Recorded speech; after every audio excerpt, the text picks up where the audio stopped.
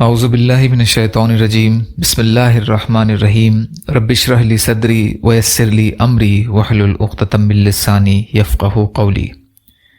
بکھرے موتی، چوتھا حصہ، دعا مانگنے کے آداب۔ 19واں، منقول دعاؤں کا اہتمام کیجیے۔ برابر کوشش کرتے رہیں کہ آپ کو اللہ سے دعا مانگنے کے وہی الفاظ یاد ہو جائیں جو قرآن پاک اور احادیث رسول میں آئے ہیں۔ اللہ نے اپنے پیغمبروں اور نیک بندوں کو دعا مانگنے کے جو انداز اور الفاظ بتائے ہیں، ان سے اچھے الفاظ اور انداز کوئی کہاں سے لائے گا؟ پھر اللہ کے بتائے ہوئے اور رسولوں کے اختیار کیے ہوئے الفاظ میں جو اثر، مٹھاس، جامعیت، برکت اور قبولیت کی شان ہوتی ہے، وہ کسی دوسرے کلام میں کیسے ممکن ہے؟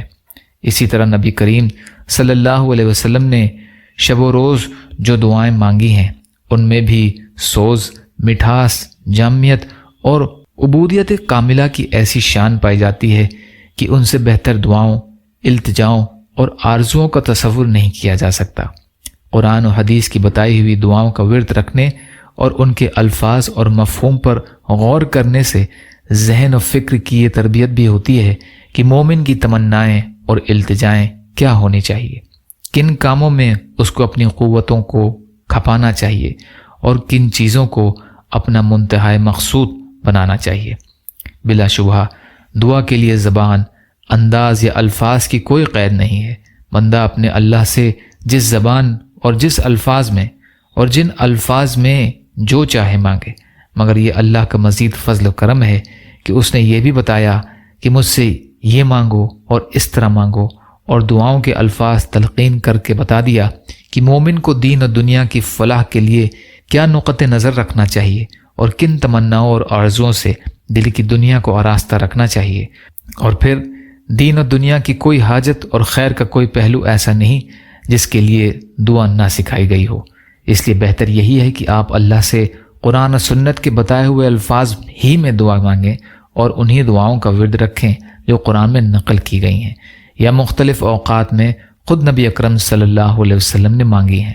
البتہ جب تک آپ کو قرآن و سنت کی یہ دعائیں یاد نہیں ہو جاتی، اس وقت تک کے لیے آپ کم سے کم یہی اہتمام کیجیے کہ اپنی دعاؤں میں کتاب و سنت کی بتائی ہوئی دعاؤں کے مفہوم ہی کو پیش نظر رکھیں۔ آگے قرآن پاک اور نبی کریم صلی اللہ علیہ وسلم کی چند جامع دعائیں نقل کی جاتی ہیں۔ ان مبارک دعاؤں کو دھیرے دھیرے یاد کیجیے اور پھر انہی کا ورد رکھیے۔ یا اللہ ہم سب کو کہنے سننے سے زیادہ عمل کی توفیق عطا فرما۔ یا اللہ مظلوم فلسطینیوں، کشمیریوں اور روہنگیا مسلمان اور مسلمان جہاں بھی پریشان حال ہیں، ظالموں کے ظلم کا شکار ہیں، ان کی مدد فرمائیے۔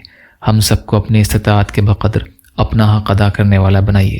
یا اللہ آپ قادر مطلق ہیں، ہر شے پر قادر ہیں، آپ کے لیے آسان ہے، ہمارے لیے بھی آسانیاں پیدا فرمائیے۔